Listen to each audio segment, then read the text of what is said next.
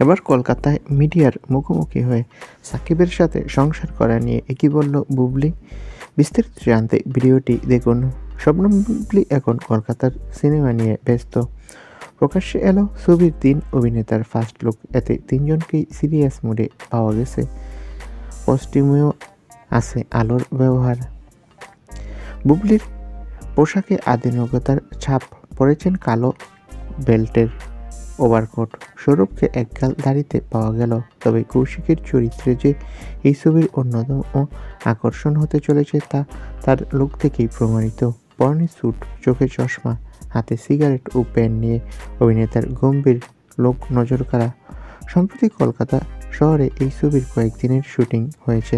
আপাতত উত্তরবঙ্গের বিস্তীর্ণ অঞ্চল জুড়ে শুটিং চলছে। চলতি মাসের শেষের দিকে শেষ হবে এটি।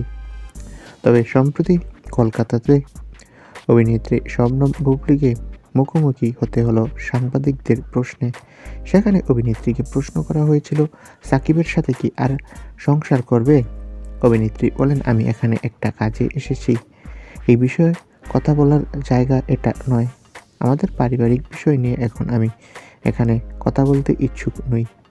তো বন্ধুরা, শবনম বুবলির এই উত্তরে তোমাদের মন্তব্য কি? কমেন্ট করে জানাও। ধন্যবাদ।